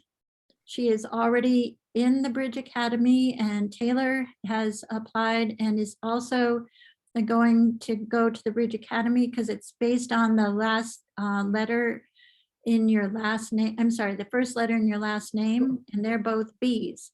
So everybody to H has to go in the first year, and then there's 2 more years where alphabetically they have to go to the Bridge Academy. So right now we are utilizing this opportunity to send our officers to the Bridge Academy for full-time training without them leaving our department. So we're getting work, we're getting full-time hours as they do this. We are not looking at doing, it is very likely we will not have to send any more officers to a full-time academy because right now, everyone to keep working as a police officer is being required to do the bridge or stop being a police officer. So all the part-timers that have been out there who qualify will be trained. So we're not going to be looking, at least in the next 3 to 5 years that I can see, to send anyone else to a full-time academy. Larger towns will probably have to do it, but I think we'll be able to get through it without paying out that money. Senator Comerford is very concerned that there are some costs involved in this. We still have to pay for about $1,500 of ammunition. We still have to pay for some uniforms and other equipment. Medical testing has to be done. She has secured over $100,000 for Franklin County to be shared between the towns and applied to our costs, the town costs, to put people through the Bridge Academy. So even though we've had this terrible setback with Marcus's departure, we have an opportunity to solve our training problems in a new way. And we are in that process now. That's very good news, Becky. Thank you for telling me that, because I did hear about the Bridge Academy. We talked about it last summer. And I'm glad that we're onto it and that you've gotten, because what wasn't working the other way, and it's something that I wasn't looking forward to seeing us repeat. And so this is a much better solution for us and for the officers too. And we're going to get some value and we're not going to get left holding the bag. So that's good news. Yeah, because that was a terrible, terrible thing to have Marcus leave. Susie, And I think it also points out that the problem is not just Shutesbury. The problem is being worked on slowly, albeit slowly, by the state and by our legislators. And we are not the only town that had starter police that left after a while. This is a systemic problem and it's being addressed by the state, and the town benefits from having trained personnel. Jim, and then George. Did Marcus sign any sort of an agreement with us saying that if he decided to leave, he'd have to refund a little bit of the money that we paid for his education for?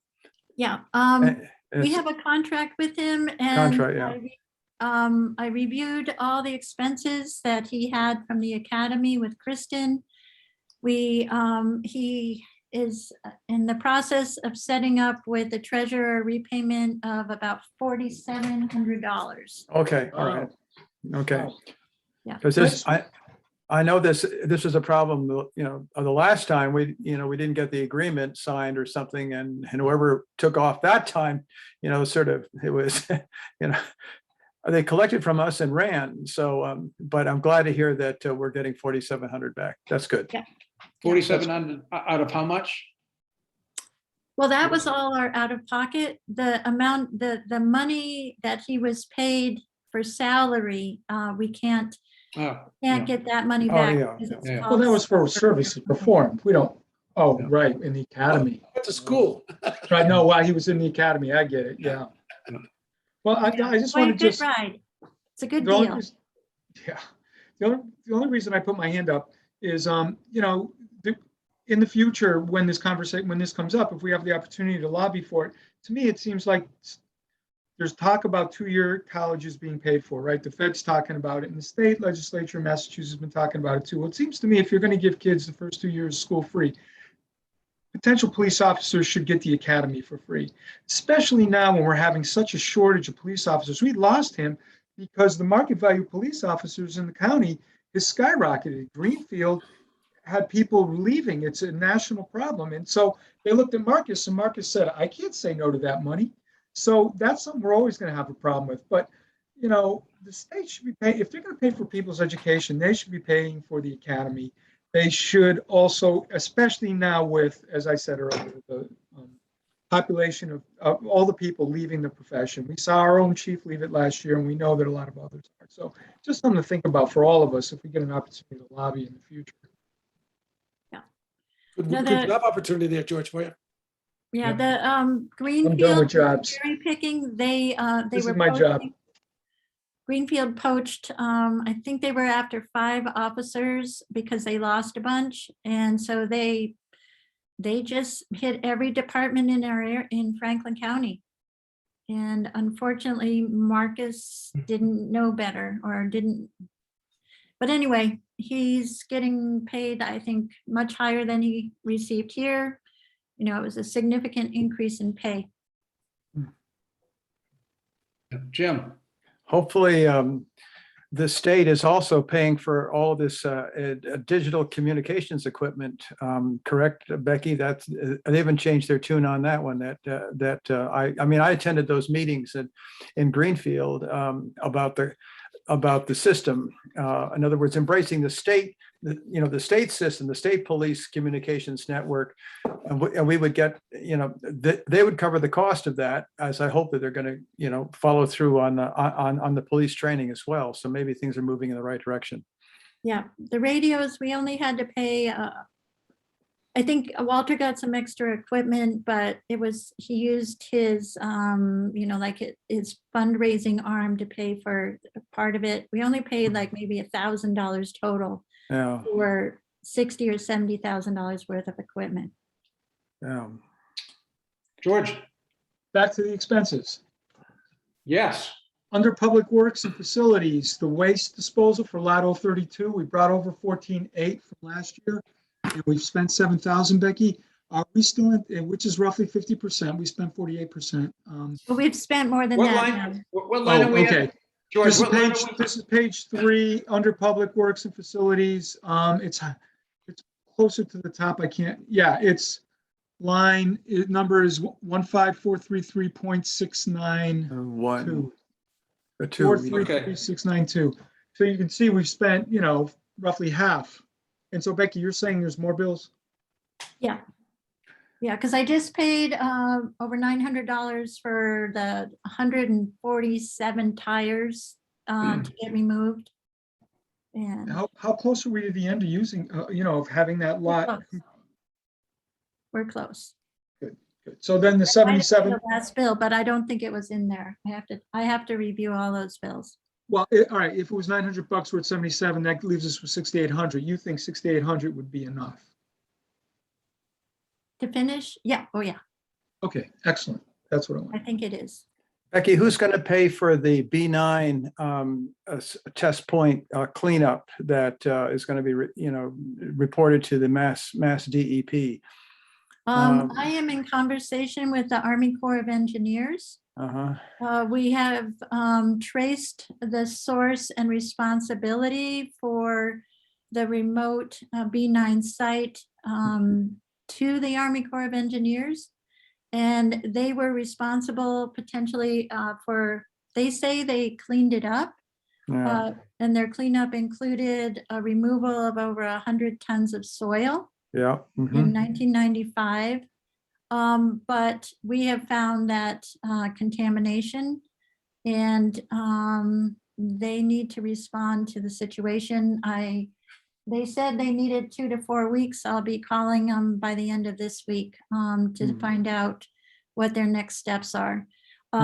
I had 120 days or 90 days to file with DEP. I have called them and discussed with Tony Karpaska our situation. And I have filled out the paperwork that we have to date that we have to file, but I'm holding it and hoping to get an additional report from the Army Corps of Engineers and a status on how they will approach the problem.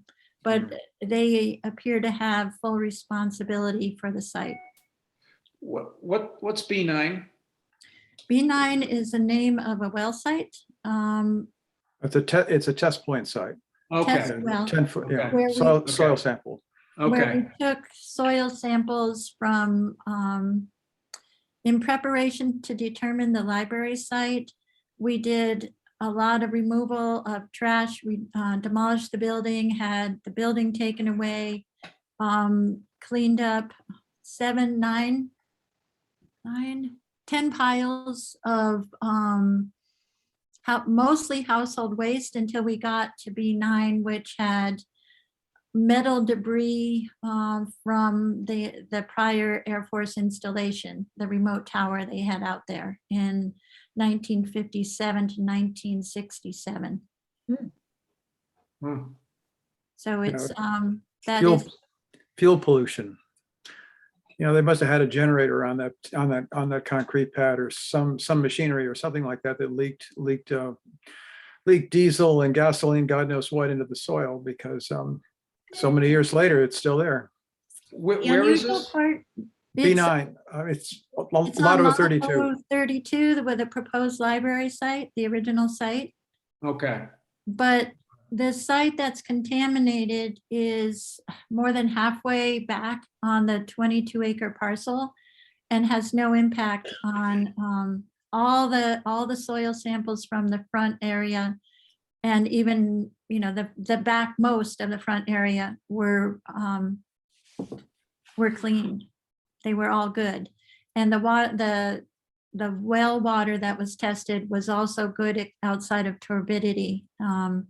So that site has proved with all our work not to have any issues except for this leftover Air Force installation.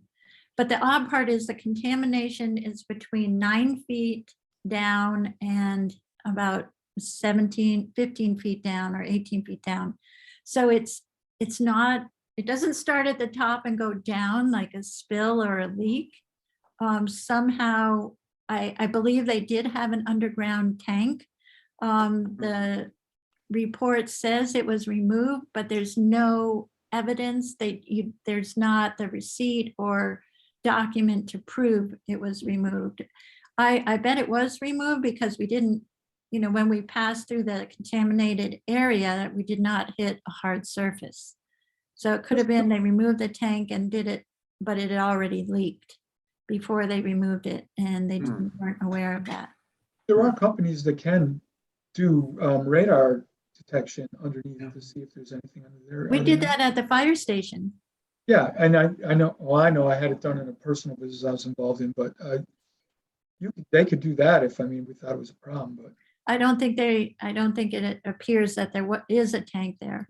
I think it's just. I can bring my boat over there Yeah. and put the sonar fish finder on. So the Army Corps of Engineers is going to be involved in resolving this. Yep. So that's Good. their job. Excellent. Oh, God, no. and paying for it. He tried to talk me out of it. He said, well, if you really need to use this property soon, you can clean it up yourself. There's nothing to prevent you from cleaning it up yourself. And I'm like, I'm good. I'm real patient. We've got But this, Yeah, we'll just write a check.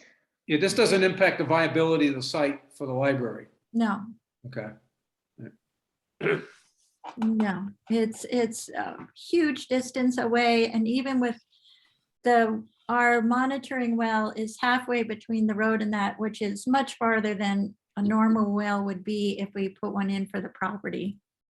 Yeah, but Becky, there's also a slope that goes westward and there's homes down there, as you are very much aware. Yeah. Those aren't at risk? No, Very far from the edge. it's like in the middle of the property. And it's, like I said, it's an isolated area of contamination, and they Okay, will, it has it's to well be identified. determined, It's but very not- clearly identified. Yeah, Okay, it's not like what we had at the fire station. The fire station was well spread and moving, and it's not like that, I don't Good. believe. We'll learn more though, for sure. Speaking of the fire station, did the project go according to plan, the paving? Yeah. Oh, the It's paving was paved. amazing. Yeah. Yeah? That went according to plan?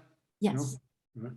It was just, I had never seen them prep for paving in the rain before, Oh. but then the rain stopped, which was, It was all gravel. It's perfectly easy to get back to the rain. So they did a nice job. They were in and out of there, Taylor Davis. yeah.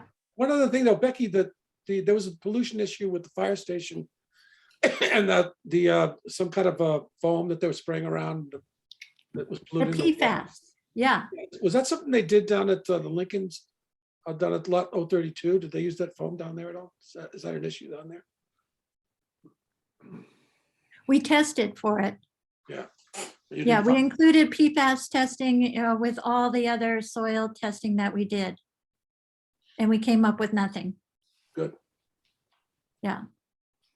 Now, the PFAS is located in the backfield of the fire department is the highest concentration of it.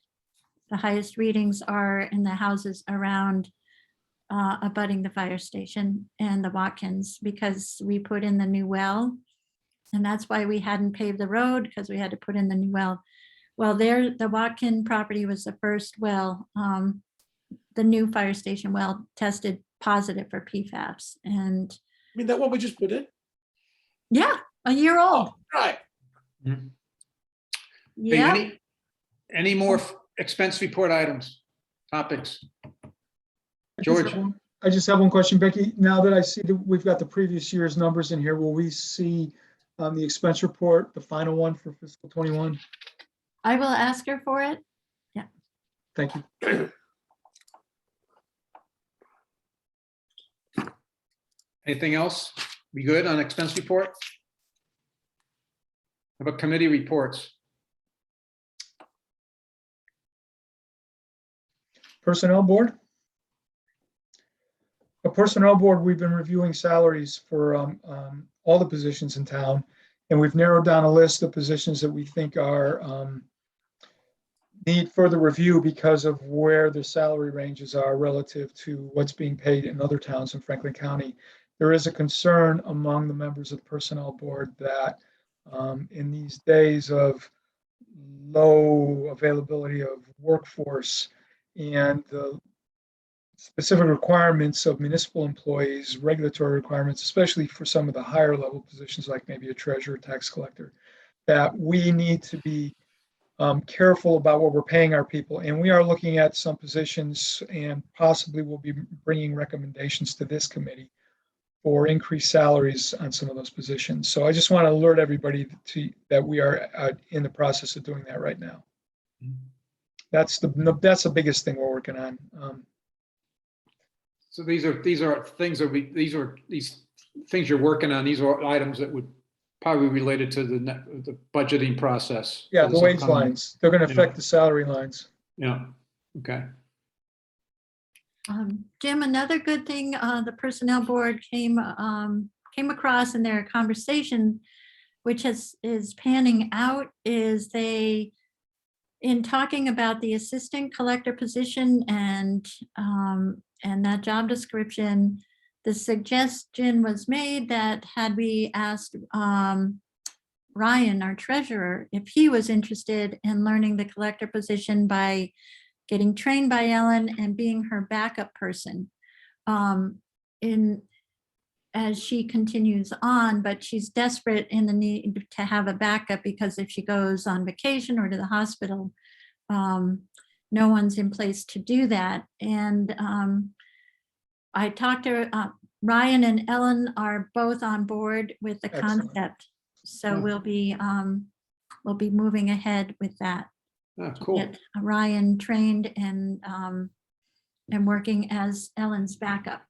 And what's really good about that is, first of all, we changed the position from assistant to associate because essentially it's only a backup That position. might not work. That may not work. Are you going to tell us about that tomorrow night? Yeah. Well, anyways, but the real plan is, and tell me if this is still, this hasn't changed. No. He's basically going to back her up. So he's going to learn the job, know all aspects of the job, and be able to step in and do her job when she's not here. In the long run, that sets us up so that we can make a treasurer collector position, which is very common across the Commonwealth. Many of the smaller towns have combined positions. By him having that training, by hearing that Ryan is interested in doing this, the personnel board, I think, will be pretty pleased by that. And in the long run, we'll probably recommend that we combine the two positions because they're both part-time positions. And then we can get a full-time person who can be full-time dedicated to our town, doing both, give them a reasonable salary because they'd have both those positions. And we get that loyalty and that institutional knowledge for our town solidified. So that's good news. Cool. Personnel board, school. The school met on October, oops, starting to shuffle my minutes. This is not good. October 21st. And they are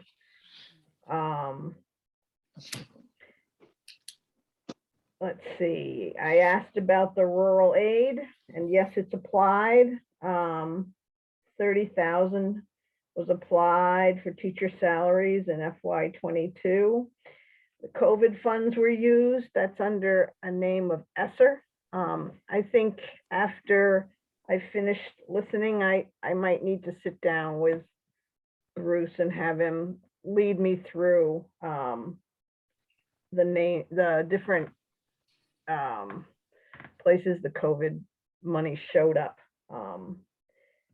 And rural aid is not a constant number they can rely on, and it has what was it called, accountability for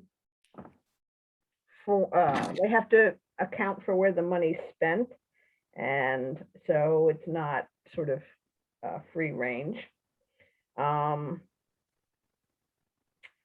And they reiterated that $20,000 was turned back to the town at the end of fiscal year 21, because they don't try to spend out money willy-nilly. They do turn money back to the town when they can. And most of the rest of it was about dealing with COVID processes for them. They are getting a new custodian because Andy's retiring, which is a sad loss for us. And they will be looking at a first draft of their budget at a November meeting. And so much of this has to do with COVID. I guess that's it. Okay. Bob, Yeah, just Susie, I forgot to mention this when we were looking over the expenses, but I brought up the issue of the rural aid last meeting, and it's something I think is a similar issue to that of the school choice issue. How is that handled in the school? So $30,000 in the current budget is rural aid applied to teacher salaries. Right, but is that supporting the budget, or is that considered to be a separate discretionary account? No, I believe it's right in the budget. It's right in the, they propose their budget and you can see where they have rural aid applied. Okay, good. That's what I wanted to know. That's sensible. George, Two questions about the region. I don't know if they've talked about the region in those meetings, Susie, but we did send a letter. I was wondering if we had the response. And then the second question I had is, do we know when the 4 town meetings will be? The region. I did hear back from Doug. They're gonna try to set up a meeting, an early meeting in November. And he was gonna send me the date. I don't have the date yet, I think. Because I talked to him on the phone when we were going over the CARES money. What is I think he said that Saturday meeting on the 20th of November Which one? 4 town or the response to our letter? for town. Wow. Coming right up, George. Yeah, that's very quick. So then I guess we can say that there's going to be no discussion about how the assessment formula works before that. Well, that's going to be a topic we'll talk about real quick. At our next Every meeting. time. yeah, It's a season to be jolly. the capital planning, you guys have not met yet, right? You're meeting We later have a this meeting month? on the 22nd, right, AJ? Yeah, Kind of late, but The 22nd? of November, yeah. Yeah, okay. actually, Susie, can I just ask a quick question? Was there any discussion in the school committee about, I have the meeting on 11/16. oh, wait, With last meeting, I was see. told it was 22nd. I wrote it down that way. Let me just pull it up. We look. I have the 16th and the 30th. Oh, boy. I got the 22nd, 5:30. That's what I wrote down from our last meeting. How about you, AJ? Hang on a second. These are the dates I posted. Yeah, I have the 16th and the 30th. 16th and the 30th. Okay. Yeah. Better change that, huh? Better change it, Bob. Yeah. And those right. are, and those are posted. Yeah, just as Becky said. Susie, I was wondering if the school committee has had any discussion about this implications on having the sixth graders for the Emmer schools move to the middle school, and I just was just curious if that has come up at all. I think that what I heard from Steve was it's not what Shutesbury has been interested in. I don't know if they're gonna put it on an agenda, Okay, but in their minds, that's not what they're doing. And I think it also was not on October 21st, it wasn't known what was gonna happen. okay, got it. So if you'd like them to discuss it, No need, I'm sure they will discuss it at some point, but yeah, no need to bring it up for me. okay. I don't think it's going to affect the FY23 budget, but I think the budgets beyond that, it probably will. It'll be curious to see how it affects the formula with the populations of the Yeah. Amherst population going in. Yeah, I think the implementation year is the 23-24 school year, if I'm not mistaken. Yeah, it's September 23, so that'd be in our FY24 budget. Yeah.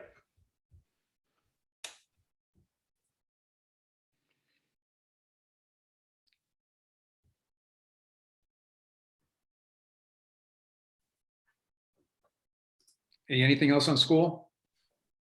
Well, one other thing is that they're reviewing the sub pay because we're competing with other towns and our union does not pay as high as some of the other towns around us, and they're having a hard time getting subs. Oh, no kidding.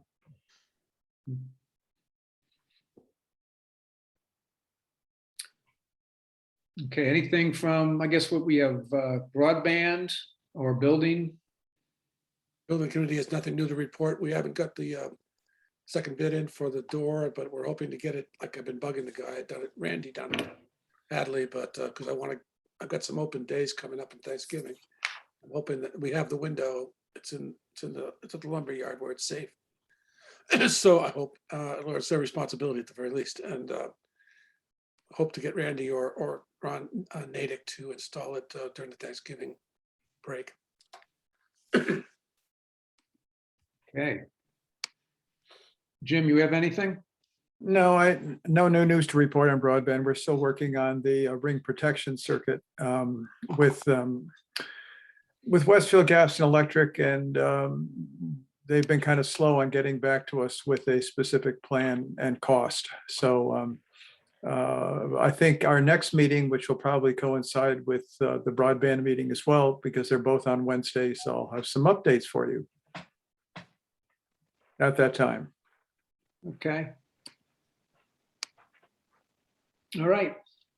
Our next meeting in 2 weeks, Sounds good to me. Mhm. 6:30. Yeah. 2 weeks.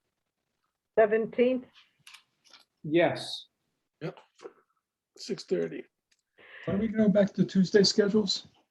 after That's- December 7th or something? Yeah, something like that, yeah. Mhm. Do we have the OPEB, does the OPEB report go to somebody? It doesn't come to FinCom, does it? It goes to the treasurer. Okay. Do we know if it's around? It has not come in yet. Okay. Other field work is done.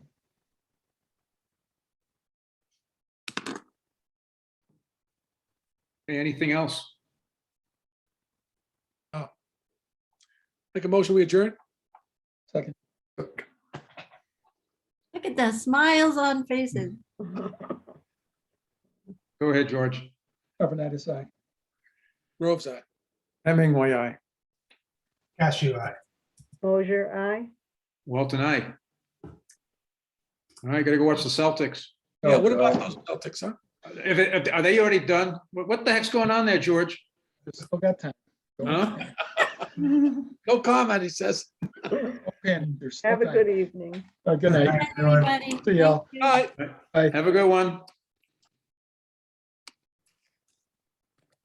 Good night, Jim. Good night.